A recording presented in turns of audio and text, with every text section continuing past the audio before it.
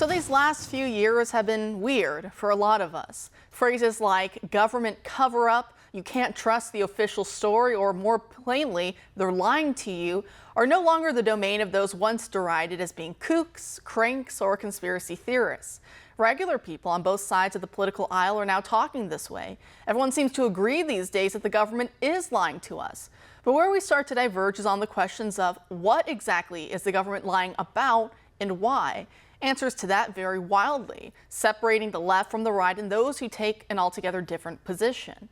So this brings us to a new piece published by CNN, which has actually pleasantly shocked and surprised many libertarians and even some conservatives. The headline of the article by Thomas Lake reads, "Why did this cop turn up dead?" That headline is in reference to Oklahoma City police officer and military veteran Terry Yeakey, the man who saved at least 3 lives from the ruins of the Alfred P. Murrah Federal Building on April 19, 1995. That was the day domestic terrorists led by Timothy McVeigh used a truck bomb to kill 168 people. The article notes, quote, "Something happened to Yeakey in those hours in the wreckage. He was badly shaken and his worldview seemed to change. In time, he grew suspicious and afraid. He ran afoul of his supervisors. He went on secret missions, withholding his motives and plans from fellow officers. He seemed to be conducting his own investigation. And then, 385 days after the bombing, his body was found near some trees in a field off a country road.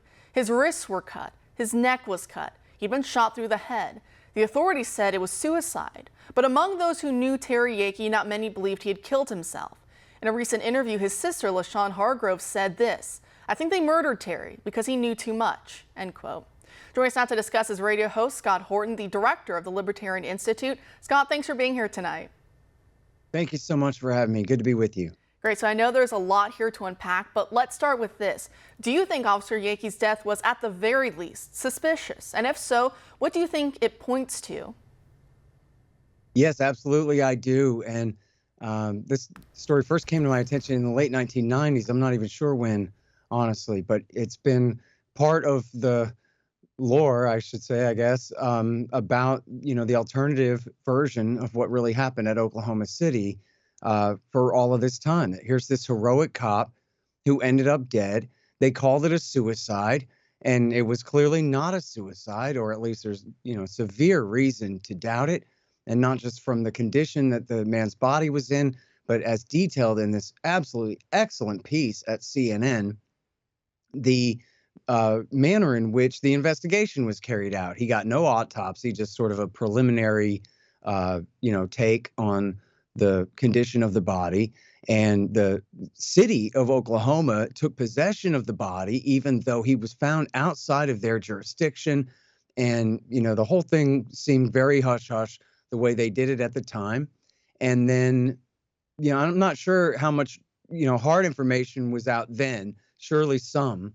But it was definitely, the rumor was that this guy knew too much about what had happened at the bombing. And then in this piece by this heroic journalist, Thomas Lake, whoever he is, who wrote this piece at CNN, that is made so clear. And we find out in that piece, the last person to see him alive was a woman who was a local who had dedicated herself to essentially caring for the first responders, the heroic first responders. And she had, made this kind of community there. And he left. He was all nervous. I'm going to meet these federal cops, these FBI agents, to tell them everything I know.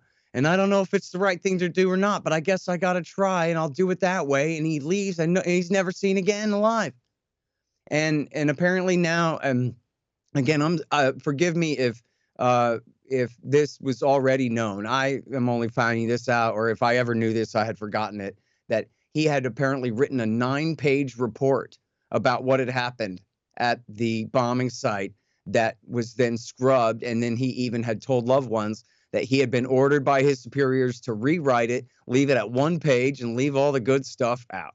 And so we don't know. I don't think there's any hard proof of what it was in that report, of what it was that he had to say that contradicted the official story.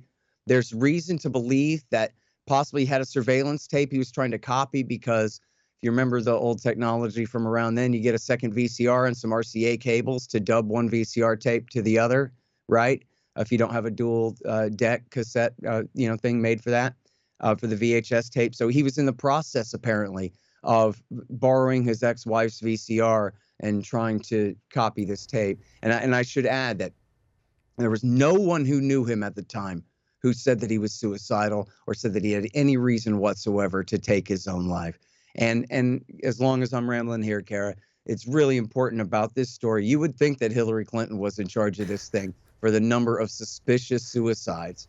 There's another very important one, a guy named Kenneth Trenadu, who very clearly was murdered by federal cops in custody in a case of mistaken identity.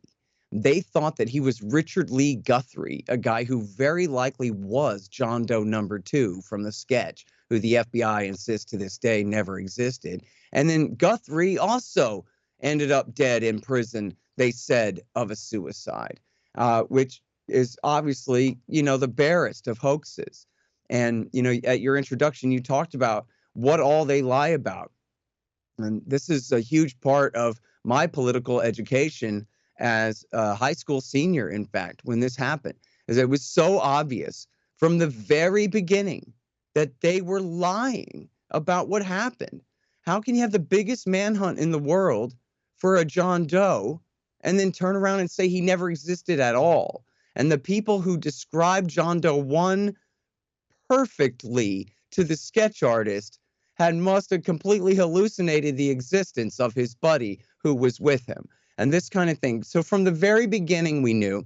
And also, I should say that because as they put it, the radical right, but really we should say like more the populist right, the patriot right, to the right of the Republican Party, they were all smeared, 1, as Nazis, and 2, as Oklahoma bombers. Well, the thing is about those kind of patriot groups and militia groups and Nazi groups that do exist is they don't necessarily overlap that much, but they do know each other from the gun show and this and that. And so the reason I say that is to say that as soon as the Oklahoma bombing happened, in the alternative right-wing press in America, everybody knew what had happened. It wasn't the militia that did it. It was the neo-Nazis, the Aryan Republican Army. They were Timothy McVeigh's friends, and they were allowed to get away with it because they had all been busted by the federal police before. They were all either flip states witnesses, undercover informants, and there are at least a couple of suspects involved who seem to have really been agent provocateurs. But at the very least, it was, suborned informants working for the federal government who got away with this attack right under their nose. And that's the minimalist explanation of it. And so they covered it up and they let him get away with it. And in fact, I'll urge people to look at this book, Oklahoma City, by Roger Charles and Andrew Gumbel. And in that book, the U.S. attorney himself says that he and his staff all agreed that they were letting the guilty get away with it, that they had decided that getting a death penalty conviction against McVeigh was more important than getting all the people responsible for killing 167 people. But if they said, well, McVeigh had friends, then that would open up the defense argument that, well, his friends made him do it. He wasn't the ringleader. It was somebody else, that kind of thing. And that would jeopardize the death penalty case. And they were so sure that he was the most responsible. They said, this is their own words. This is the federal government. They decided to stop looking for the rest of the perpetrators. That's their excuse. That is, and it would make a lot of sense because we also saw in the 90s, the DOJ and some of these other agencies, especially Merrick Garland, we saw back in the 90s wanting to infiltrate some of these groups that they saw as being on the right, kind of in a similar way as they did in the 60s and 70s, the FBI with the Black Panthers and the Weather Underground doing black bag operations and everything else against those groups. Then you start to see that in the 90s, so perhaps you're exactly right that perhaps there's informants and there's other, kind of they have fingerprints all over this that they don't exactly want to have come out.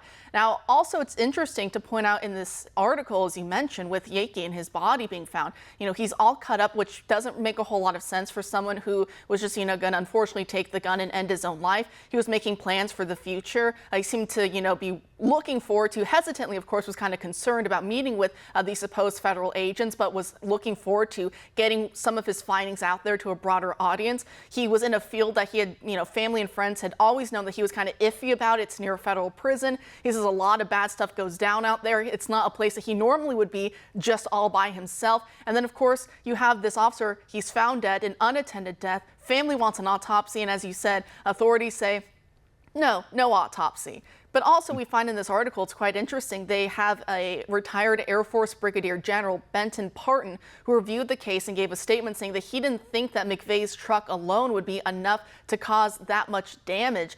Is that another angle that you've looked into as well? Yes, it is. And I have to say at this late date that I would dismiss Benton Parton and his conclusions. I think that if you check his arguments carefully, you see that he assumes way too much.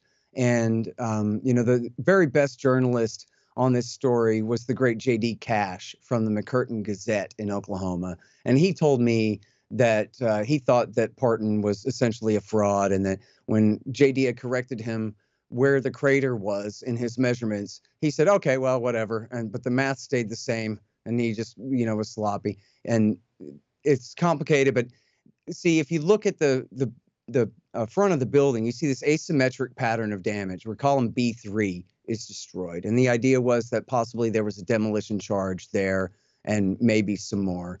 I'm not willing to hang my hat on that. And frankly, it doesn't change the story much, other than in this case, it's important for the Yeakey story because apparently he had told, I believe, his sister, they say in the CNN piece, that he thought that the building had been blown out. So there is reason to believe that besides Benton Parton, including the way some of those columns failed, and the seismograph expert Ray Brown from the University of Oklahoma had also said that, according to him, and he compared when they finally destroyed the shell of the building, and he seemed to think that there were demolition charges inside the building.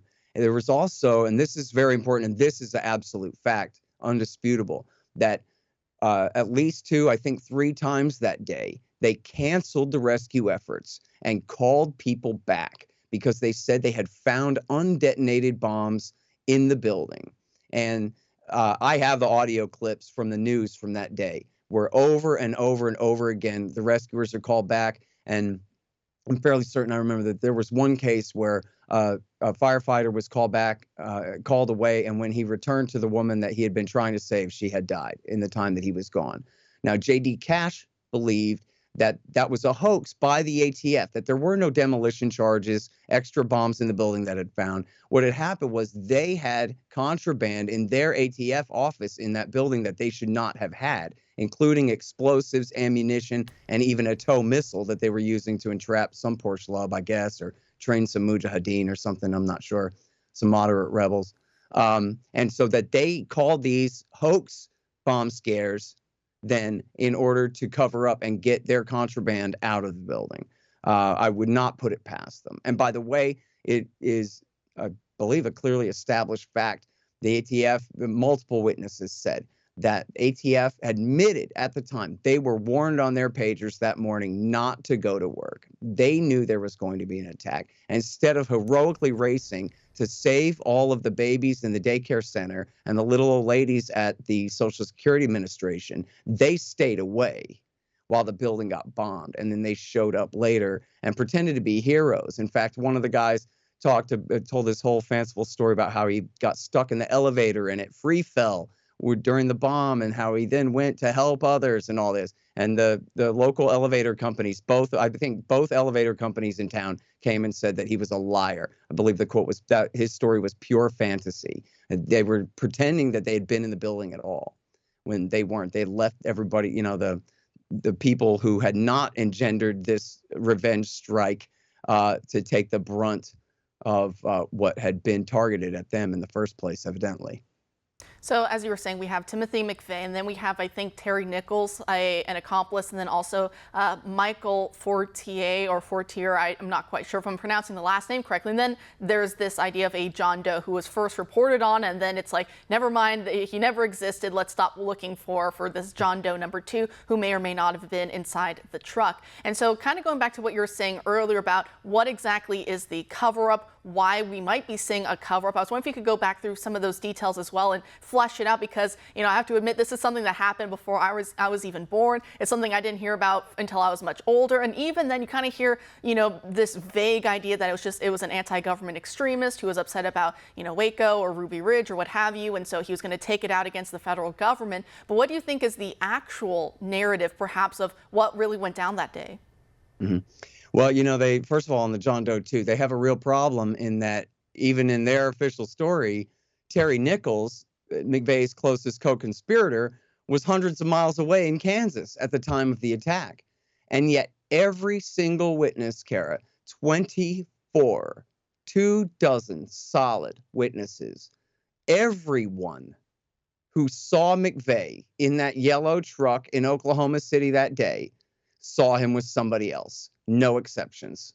There's no one who can say they saw McVeigh and the yellow truck, but they didn't see someone sitting shotgun. And so at his trial, you know what they did? They took a still shot from a surveillance camera on the same side of the street, showing the truck sitting at a red light. You can't see who's in it. That's it. I go, well, so we proved that the Ryder truck was there on the street. That's all we needed to do. We got 24 people who could place the Ryder truck in the city, around there, pulling up out front, et cetera, et cetera. We don't call any of them. Instead, they spent the whole trial calling a little girl whose mom died to ask her how sad she is. And then they cluck their tongues at the jury and say, you're not going to let him get away with this, are you? And without proving their case. Now, I'm saying he was guilty. I'm not here to defend Timothy McVeigh. He clearly was driving that truck that morning and bears the brunt of the bulk of the responsibility there. But they clearly were covering up for him. Now, what I believe happened is that these neo-Nazis from the Aryan Republican Army, possibly spurred by Andre Strassmeyer, the informant provocateur, although we can put that aside for a moment, but this Nazi group determined to do this plot and blow up this building as revenge for Waco and revenge for persecution of neo-Nazis in the past in their eyes. One of their great leaders had been executed on April 19th, or was scheduled to be executed that day, actually, April 19th, a guy who had been busted by the cops in a previous raid and this kind of thing. And that the ATF, see, they had an informant named Carol Howe, Howe. And she was a former white supremacist who had gotten sick of them but then went to the ATF and they turned her into an informant. And she was dating this guy Strassmeyer and living with them at this white supremacist compound east of Tulsa called Elohim City. And what happened was the ATF wanted to go and do a raid. And so you have Waco footage there playing in the background, right? Well, the FBI said, no, ATF, you're not, the ATF were the ones who got everybody else into the Ruby Ridge mess and the Waco mess, right?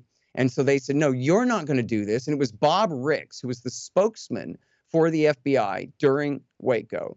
He got promoted, of course, and became the head of the Tulsa office. And we know this from the reporting of Ambrose Evans Pritchard from the Daily Telegraph in London, to this day, a great reporter. And he reported that there was a plane ride, a small private plane ride, where Bob Ricks from the FBI pulled Big Brother and told the ATF, you back off, we'll handle it. And then they didn't handle it, Kara. Now 167 people were killed. And there's great reason to believe that what really happened came down to something as simple as the Nazis knew that the cops were onto them. So they rented a second yellow truck, a second Ryder truck. And they had the FBI chasing a GPS, magnetized, tracker on one truck. And they put the bomb in the other truck. And we know that the federal bomb squad, or at least the local police bomb squad, was there that morning at 8 o'clock and left at 8:45. Bomb pulled up at 9. We know from Judge Wayne Alley, who worked at the courthouse, a federal judge from the courthouse across the street, told the Portland Oregonian he had been warned that there was a bomb threat against the courthouse in the federal building for April the 19th. And coincidentally, he was on the other side of the country at that time. And so I think that is, the Occam's razor explanation.